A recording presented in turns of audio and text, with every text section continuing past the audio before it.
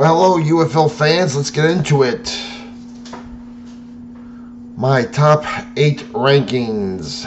For what they're worth, only week 3. Number 8, I am going with the Memphis Showboats. They are 0-3. And unfortunately, they looked good in their first 2 losses. And they played their worst game of the week against the Houston Roughnecks, who were probably the worst team in the league. But right now, because they lost, they're number 8. Number 7, I'm going with the XFL champion, San Antonio Brahmas. They're 0-3. Yes, they did play a better game this week, but they also got blown out their first 2 games. Sorry, XFL champs, you're number 7. Number 6, CJ Johnson. Congratulations, you moved up 2 spots to number 6. After that terrible first game, your defense has played well the last 2 games. Your offense is left to be desired. I'm telling you right now, it's terrible, but it is what it is. But you still manage to eke out a win. You're number 6. Number 5, I am going... this was a tough one for me. I'm going with the Michigan Panthers because I had picks on number 5. Number 4, this was also tough. I'm going with the Arlington Renegades. It's a flip-flop between them and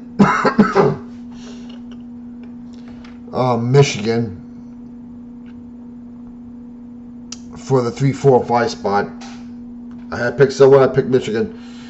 Number 3, I'm going with the Battlehawks. Again, if you want to switch these teams around, I have no problem with that. As someone commented on my last video, and he made a good point, and I should have put this up a lot early, but for all the popularity of the Battlehawks, their great fan base, the fans said last week, as much as I would love to pick my Battlehawks to win, St. Louis never ever wins a big game. Boom. That's the truth. As much as I love the St. Louis franchise and their fan base, he's right. They were home against DC this week, against a good DCD team. They lost. Last year, in that XFL championship game at home against San Antonio, they laid an egg.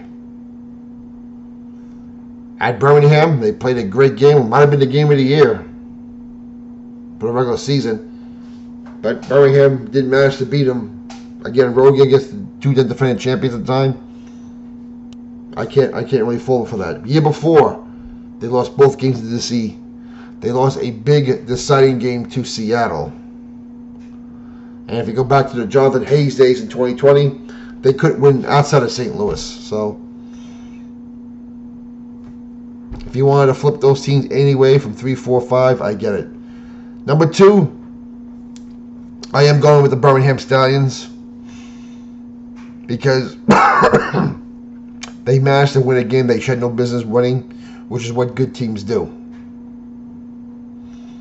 And they are the 3-time defending champions. And when you have a guy like Case Cookus as your 3rd-string quarterback, that tells you how good team this team is. And Matt Corral, let's face it, Matt Corral is very streaky. He's either totally on or he's totally off. And I thought for sure we would see Case Cookus in this game. And I would really start him next game. I'm not very satisfied with what I've seen out of Matt Corral. And with Alex Magoo out, looks like being out for a little while. Who knows?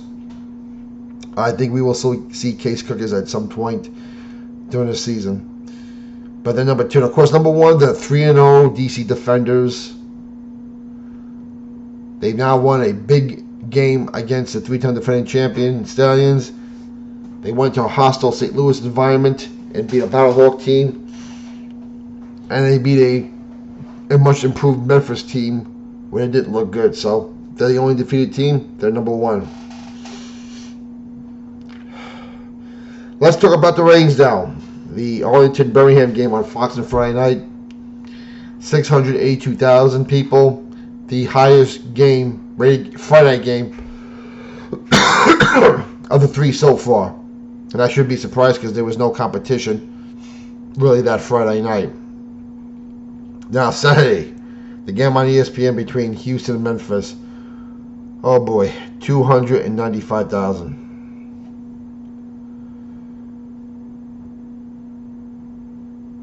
How would you promo that game anyway? They by far the two worst teams last year. They're by far the two worst teams going into that week. And then you see 4,700 people pack the Liberty Bowl. It is what it is. But Sunday, the doubleheader, they made up for it. They did good. Michigan, San Antonio, which another 1-point game. 719,000 people on ABC. That was the most highest rated game of the year until the nightcap between DC and St. Louis, 3 o'clock Sunday. 967,000. And the peak viewership was about 1.4 million. That is a good rating. In fact, overall, they accepted that one game. The ratings are real good this week. Point number 3, the attendance. Birmingham, throwing up the third banner in a row, championship banner, had only just over 10,000 people that game. I'm sorry, I am going to go there. The Birmingham Fire of the World League of American Football did better. The Birmingham Iron of the AAF, who had a nice following, did better.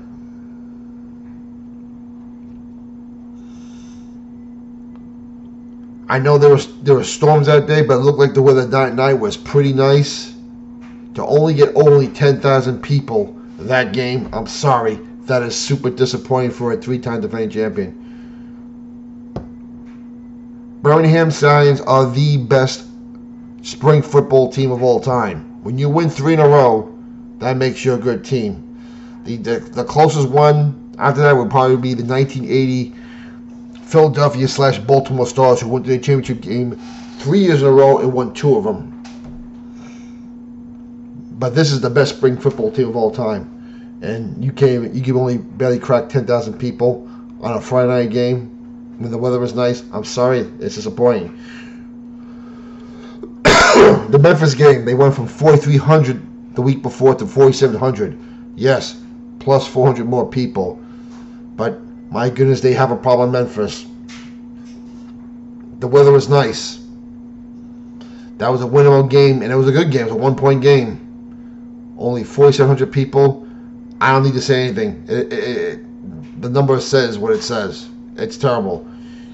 The game in Michigan, they just had over 11,000 people, which is up 1,000 people from the previous week. And they saw a good game, and the rating for that game was higher. So I would love to. We got to start seeing at least 15,000 people, folks. We have to start seeing at least 15,000 people. Michigan's got a good team. I know the Pistons are in the playoffs, but my goodness, come on. The Pistons weren't playing at 12 noon on a Sunday. So, and of course, we had just over 30,000 people in St. Louis. And once again, the St. Louis fans crack over 30,000 people. Although a lot of people say there were a lot of empty seats there. Yeah, it's fair to say. But you're starting to wonder, even in a place like St. Louis, is the novelty wearing off where we even get over 30,000 people, but there are a lot of empty seats now? I hope not. I hope not. So that's my third takeaway. And let's see. Listen, fourth takeaway. Great job by Peyton Pardee having to call the plays this week and be the coach with San Antonio. Listen, I know they lost, but they actually looked a lot better. They look like the team we saw last year almost, compared to the first 2 weeks. Second of all, good job by Blake Williams, who filled in for his dad. Greg Williams, who's now coaching the defensive coordinator for Tennessee State under Reggie Barlow. That defense didn't miss a beat, man. In fact, I liked it better under Blake because he was mixing up a little more. I mean, don't get it wrong. They're going to be attacking. But Greg Williams didn't mix up anything. It was attack. But good job by Blake Williams for the DC Defenders that week. Listen, I know I've been hard on Denny Etling. I'm not a fan of him. I'm not a fan of E.J. Perry. And don't get me wrong, I didn't root for him to get hurt. But Bryce Perkins is just a better quarterback. I don't know what they were thinking when they put Etling in there, but he only lasted one series, got hurt. Hopefully he's not hurt too bad. But that team is a much better team with Bryce Perkins. I don't care. You prove me wrong. Prove me wrong that Denny Etling's better or E.J. Perry last year was better.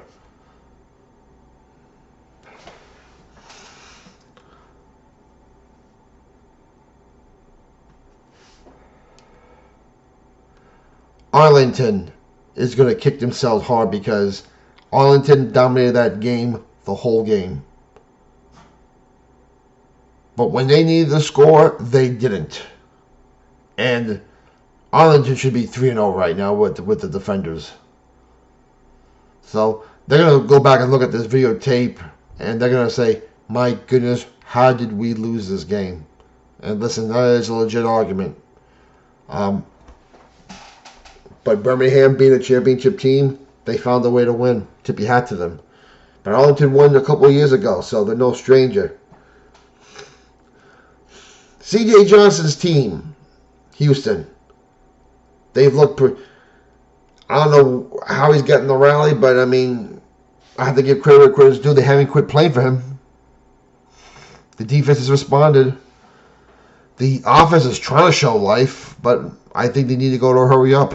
You got to do something because it's not working. But hey, credit C.J. Johnson, they haven't quit playing for him. They've been competitive the last 2 games. They won on Saturday against Memphis. So there you go. There's my observations for week number 3. What was a great football week for the UFL. We had 3 one-point games in our highest rated game. It was competitive. A lot of those points were scored at the very end. And upcoming this week, we got the Friday night game, Memphis at Michigan. That should be a good game. Memphis is, I'm not very good about Memphis yet. That team has shown they could play. And they blew last week, but they've been competitive. And this is the game of the week on Saturday, 12:30 p.m. St. Louis and Arlington. Arlington, who let one get away last week against St. Louis, a team who, dare I say, has trouble winning big games. Well, this is a big division game. Especially what happened, considering what could happen in the DC game. But this is the game of the week. It's the game I'm looking for most to. 12:30 ABC, St. Louis, Arlington. Saturday night, actually. Birmingham and Houston.